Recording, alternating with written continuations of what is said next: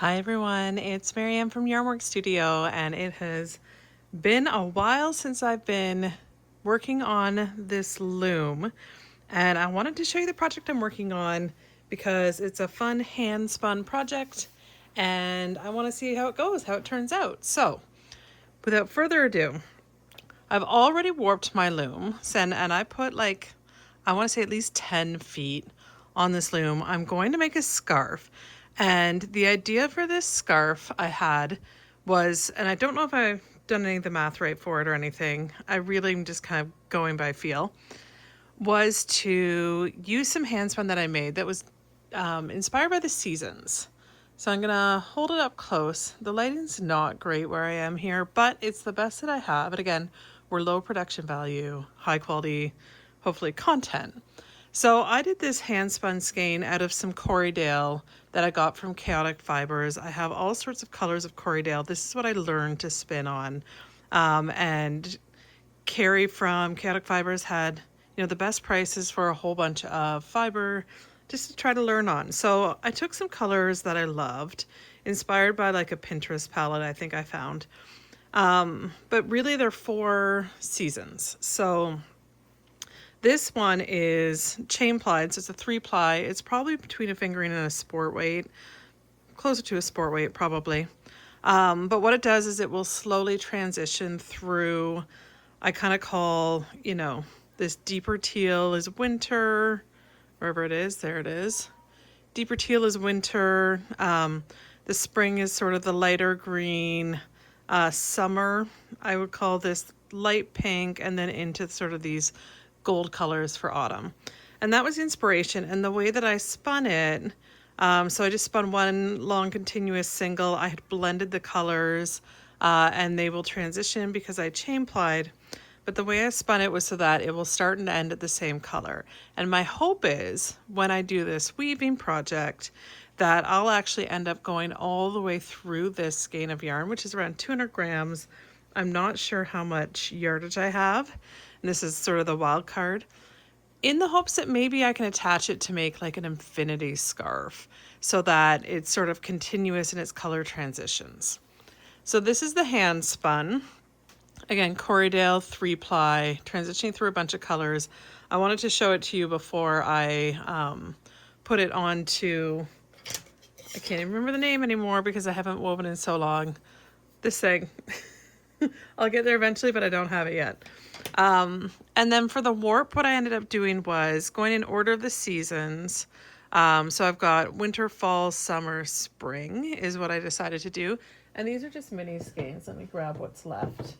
And this is why I love grabbing sort of grab bag mini skeins. I just got a bunch in from Bramble Ridge, but these ones, I don't even know who they're from because they're usually unlabeled, but I have a whole bunch of them from Sorella yarn. I have some from some local indie dyers who don't dye anymore. And then my guess is it's probably from Sorella. I got a bunch of her oopsies, which is her like imperfectly dyed stuff. Not good enough to sell retail, so you get a good discount on it. But I picked out sort of a pink, again, to kind of roughly line up this, a pink, a gold, a teal, and like a sagey green. So I've warped it with like 10 feet of warp. Now I'm going to set up my thing. I can't remember what it's called. This is great. These are not the most educational videos. These are more like, come try something with me. So now I'm going to get these, I'm going to wind this up. I'm going to get these wound, and then we're going to start the journey, see where it takes us. Okay, so before I actually load the shuttle, yes, I remembered what it's called. I had to show you the caked up skein because it's gorgeous. It's gorgeous. And I think it's important to note, I had thought when I spun it, which I obviously spun it a while ago, I thought I had done a gradient that went back from the pink into the spring color so that it was like a full circle, but I did not, very obviously, because it's ending in the pink. So it's going sort of spring, winter, fall, summer. So I'm going to start loading it onto the shuttle. I feel like I have a mental block right now because I haven't woven in so long as to how to load on the shuttle so that, you know, it weaves in the right direction. And by direction, I mean the order of this yarn as I keep loading shuttles will be intact, but we'll get there. So I'll come back as soon as I'm done that. But look at it.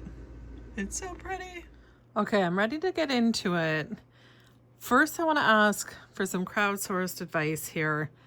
In order to get this yarn coming in the right order, I needed to start it from like the end. And so what I ended up doing was I loaded it fully onto a shuttle, and then I loaded it off of that shuttle and onto a fresh shuttle to reverse the order of the yarn. Now, if anyone has a tip or a trick on how to keep the color order and load shuttles when I'm gonna have to, like, I don't have enough shuttles to just load them all up and keep them in order or something. So if you have a tip, let me know. But yeah, I've got sort of, I always put this cardboard in to sort of start as a placeholder. One thing that I've learned to do over time, which is, remember, my weaving is very basic. I don't know much about anything. Was to keep something at least 3 times the length at the start, because then I come back and I do, I can't even remember what it's called, but it's kind of like a hem stitch, something like that, to give it a nice clean edge on the front. And I usually do that at the end, but or I might pause and do it at some point.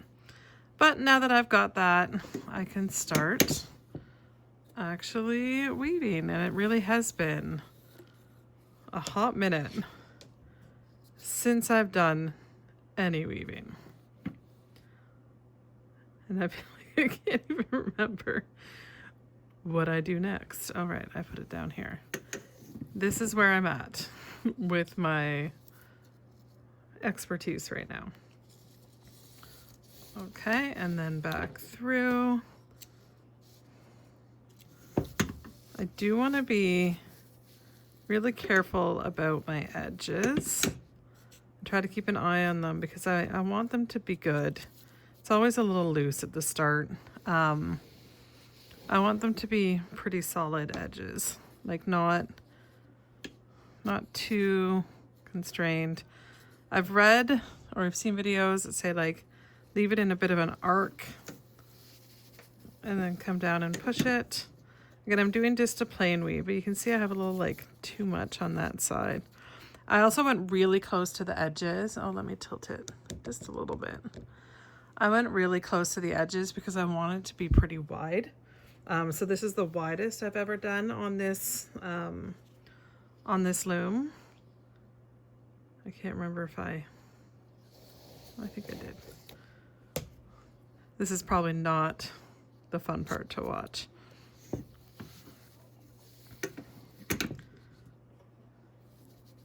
But yeah, so I'm gonna do a whole bunch of this, and then I'm gonna come back and we'll check in and see how it looks as we start probably transitioning through the colors.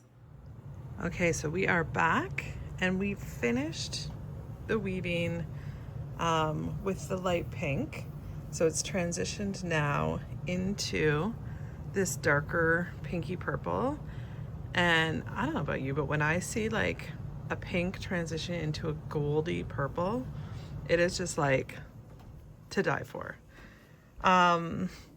So far the weave is going pretty well. I'm still working a little bit on consistent tension on the edges, making sure it's not too tight, but also not too loose. I'm really loving sort of these 4 vertical stripes that are coming through, and I'm excited to see it sort of transition into the next piece. So I'm gonna do probably a little bit of video with a little bit of weaving this part, and then this is where we're at overall with the ball of yarn. So we have gone through sort of the light pinks into the darker pinks, which are all here loaded, ready to go. Then we'll get into more the brownish gold, into the teals, and then up into the light blue green. And I'm really hoping that I get to get into that light blue green. The biggest question mark for me still is like understanding with yardage versus how long my warp is, which is the strings going this way. I really want to get through all the colors because it kind of correlates with these colors here that are hard to see with the shadows. Maybe we can see them over here a little bit better.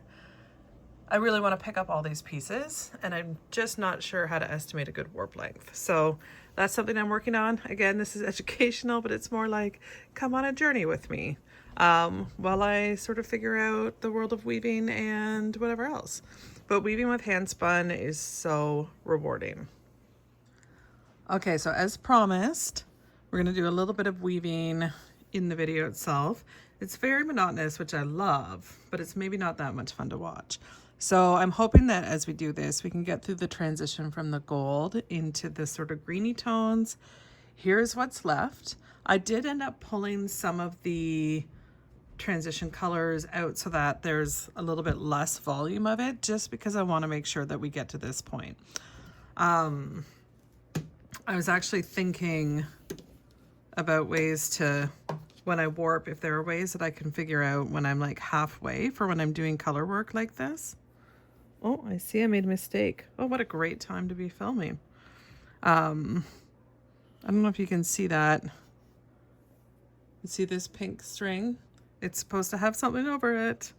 So I can pull that back. Anyways, I was thinking when I actually do the warp, I was thinking of using a marker or something to just kind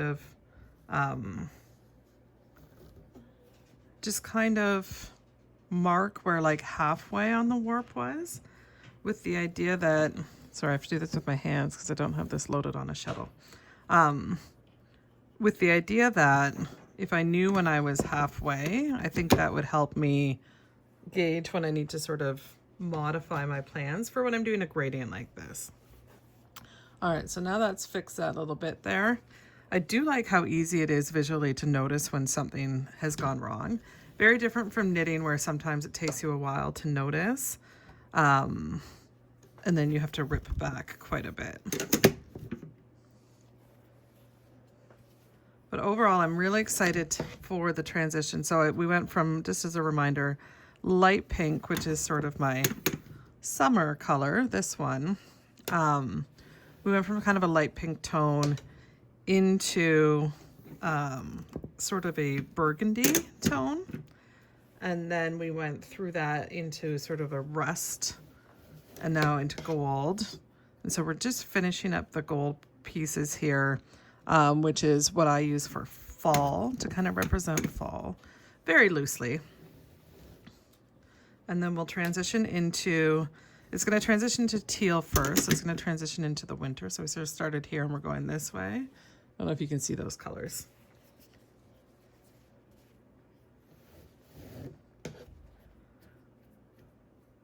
And I don't know how far I am into my warp.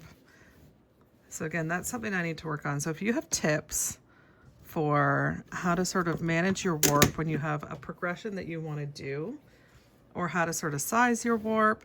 Again, I just kind of loosely measured out around 10 feet when I was warping my loom, because I kind of figured as far as an infinity type scarf, I wanted it to be probably like 8 feet total.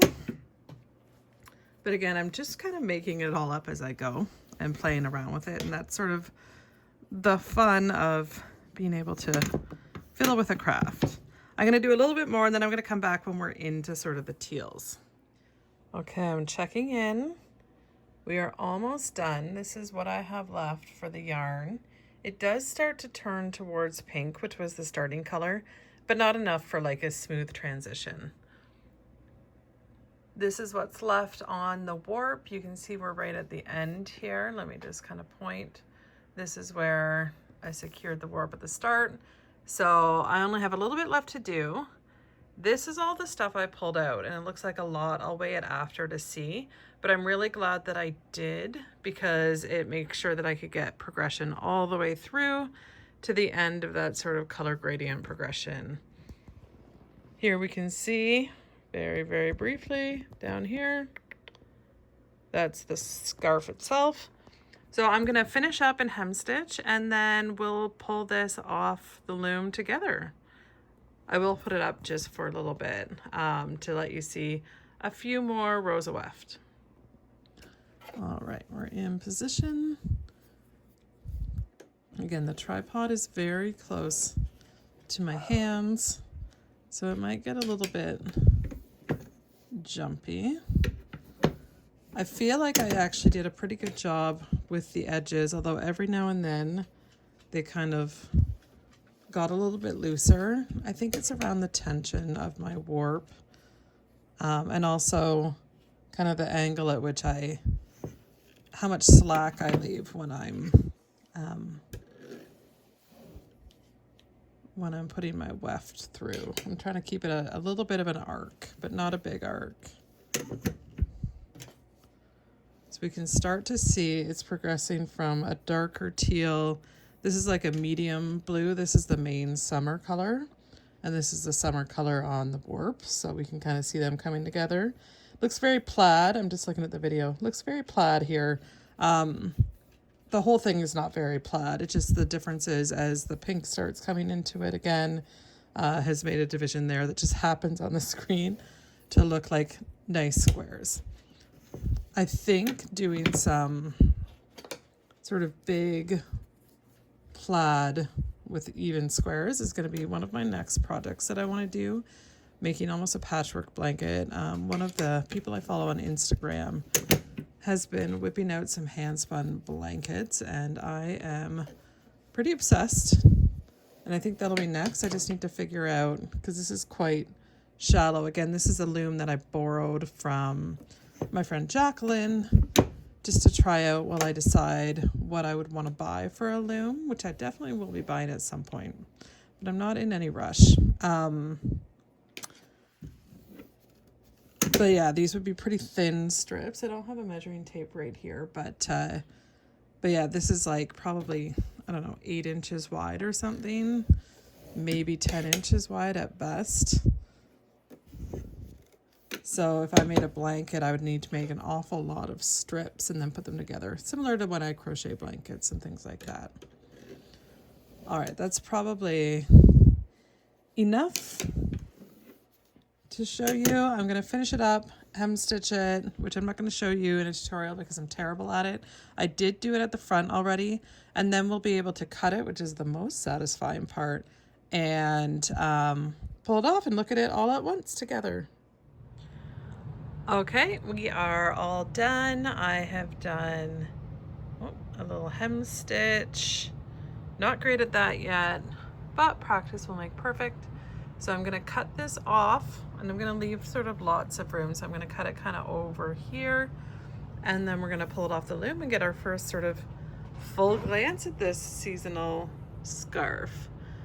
Okay, so I just gotta get my camera positioned. Okay, let's let it steady. Okay, so normally I cut it kind of across here, but I want to give myself a little more room for tassels that I'll trim. So I'm going to cut it down here with some nice sharp scissors.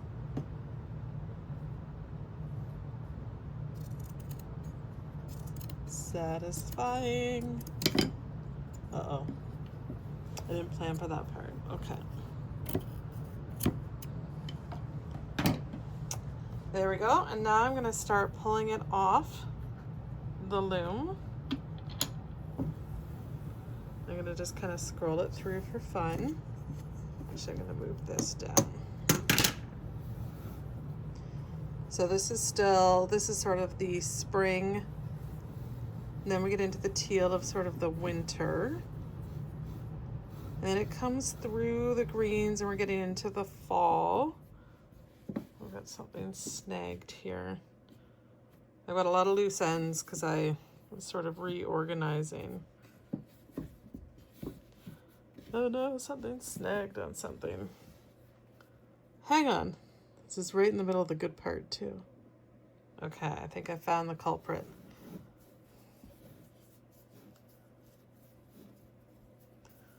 Oh no, it kind of pulled on my weaving. I'll have to figure out how to fix that. Okay, into our golds, and then into sort of the purpley reds to transition from fall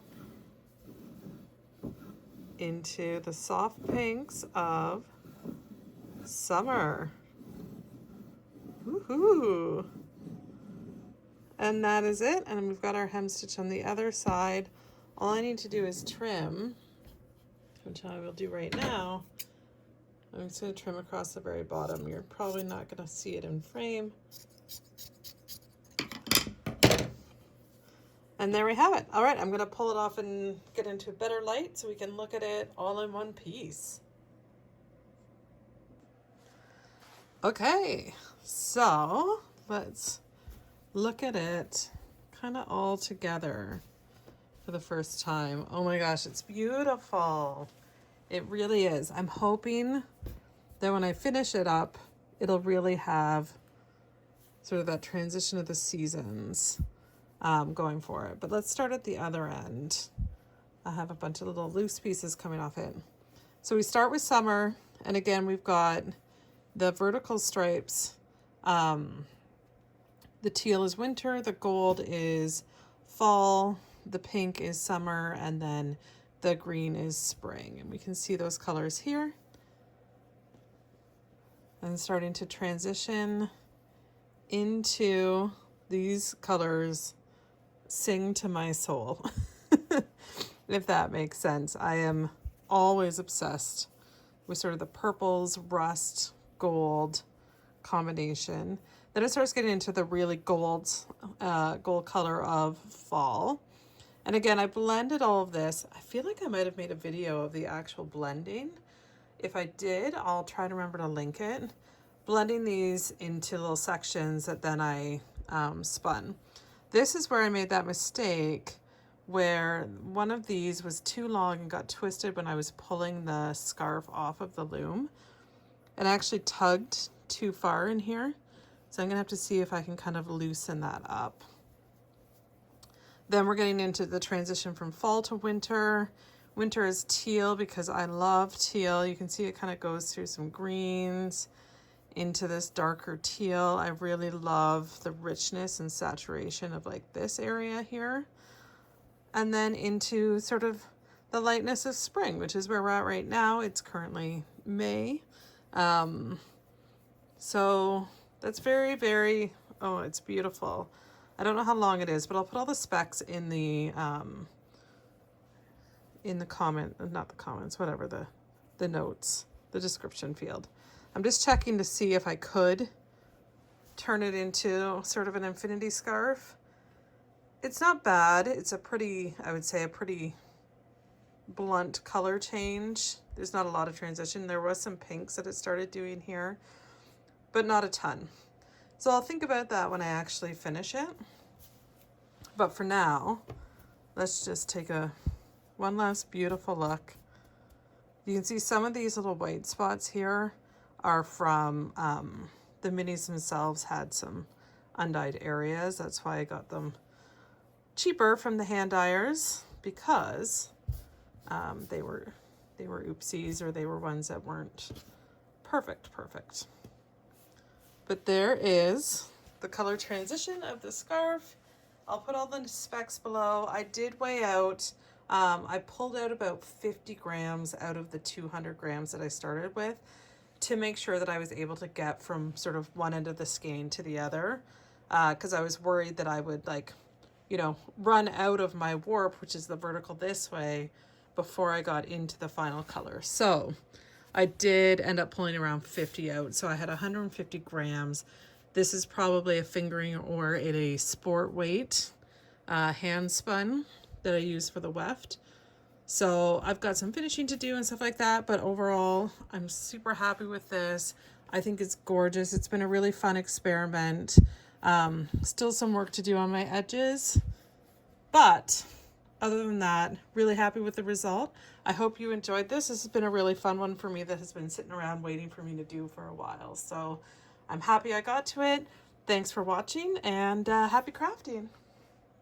Okay, I know I already signed off, but I thought it was worthwhile to show you the finished scarf with all of the ends woven in.